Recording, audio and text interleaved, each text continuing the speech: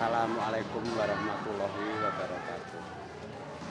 Para pemirsa dan para sahabat yang dicintai Allah Subhanahu wa taala. Di sini di season kedua ilmu ruh pemilik ruh. Kita akan kupas bagaimana ilmu ruh pemilik ruh itu kita selalu dekat. Apa contohnya? Contohnya begini. Bila kita misalkan aja punya anak, nah anak itu kan ada ruhnya. Nah, terus anak itu tidak jauh dari kita. Nah, yang lebih signifikan lagi, ketika kita ini punya anak, nah anak itu meminta sesuatu ke orang tua, jajan contohnya. Nah, pastinya orang tuanya tidak bisa mengelak, apalagi dia menangis, ayah minta jajan. Nah, itu aja. Nah, itu yang disebut ruh pemilik ruh. Nah, dia punya ruh, misalnya namanya Ahmad. Nah, Ahmad itu kan punya ruh. Anak kita misalnya Anda punya anak nih, maaf aja, Anda punya anak namanya Ahmad. Nah, Ahmad itu kan punya ruh. Nah, disitulah mesti kamu sayang. Nah, inilah ruh pemilik ruh yang harus disayangi. Nah, seperti seorang ibu hamil, mereka minta rujak, minta ini itu, ya kasarannya orang Jawa bilang ngidam. Nah, sebenarnya yang meminta itu siapa? Padahal bayi yang ada di kandungan itu, karena sudah jadi satu jiwa, artinya di dalam perutnya itu ada ruh, dan wanita itu atau istri kita itu juga punya ruh, jadi dua ruh ada di dalam. Nah, itu contoh yang mudah dipahami. Di sini saya akan paparkan yang mudah dipahami, jadi nggak sulit. Jadi orang, kalau saya ini langsung prakteknya aja. Nah, di sini letaknya. Nah, bayi itu kan suci. Nah, sama kalau ketika kita ini kolbunya bersih atau suci, terus kita memanggil orang sakti yang zaman dulu lah, atau para wali lah misalnya, nah atau para pendekar. Nah, itu kan kalau orang mengatakan dia sudah wafat, meninggal.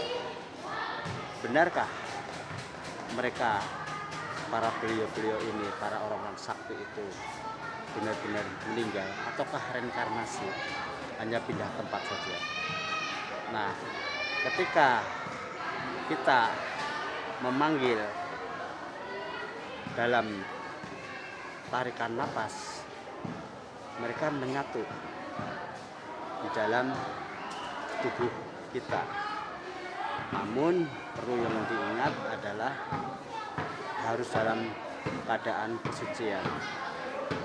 Kalau kita memanggil seseorang, beliau ya katakanlah orang suci, terus diri kita kotor, emang mau? Kan mungkin mau. Nah, disinilah pahamilah bahasa saya, bahasa yang mudah dimengerti, karena ilmu itu harus mudah dimengerti, bukan sekedar cuman tahu aja, tapi harus dipahami. Nah, makanya pahamilah pelan-pelan gitu. Kita memanggil, contoh aja misalnya ada orang sakti seperti kayak Joko Tingkir. Nah, kita manggil Joko Tingkir. Joko Tingkir itu sakti, suci. Nah, emang mau dipanggil sama orang kotor? Gak akan mau. Sama aja Anda kalau dipanggil orang kotor ataupun orang yang kolbunya nggak bersih, terus sifatnya nggak bersih, nggak akan nyambung. Dan keseharian juga sama, ketika kita ini ngobrol dengan orang yang misalnya Anda kolbunya bagus, terus ngobrol sama orang yang kotor, kira-kira betah nggak? Nggak akan betah.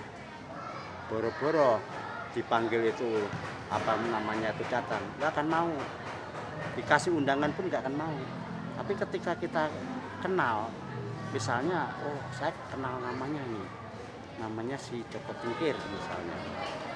Nah, ketika kita sudah kenal namanya, kita panggil, dia akan datang karena dia tahu kalau yang memanggil ini sesungguhnya orangnya orang baik, orang bersih, kolbunya bersih, dia akan datang. Nah, ini contoh ruh pemilik ruh. Joko Tingkir kan punya ruh juga. Nah, itu kita bisa manggil ke siapapun, selama kita kolbunya dalam tubuh kita bersih, siapapun bisa dipanggil, siapapun. Nah, tapi jangan coba-coba kalau kolbu seseorang itu kotor, memanggil orang yang bersih, dia datang. Nah, jangan coba-coba. Nah, ikutilah bagaimana season selanjutnya cara pendekatan ke orang-orang yang sakti, yang mau menemui kita. Ibarat Anda punya WA teman. Nah, ini harus nyekrup. Kalau nggak nyekrup, nggak akan mau di WA itu, nggak bakal balas. Karena apa? Itu udah beda, udah berbeda. Ini mungkin itu nggak kecocokan, nggak ada. Nah, itu nggak akan datang, nggak akan mungkin, nggak akan mungkin di WA mau.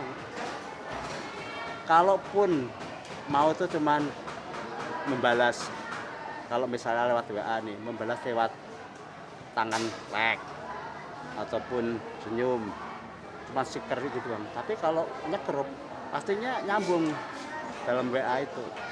Nah, pahamilah bahasa saya, putar pelan-pelan ya. Jangan lupa tonton terus channel Paranormal Sugeng Haryadi.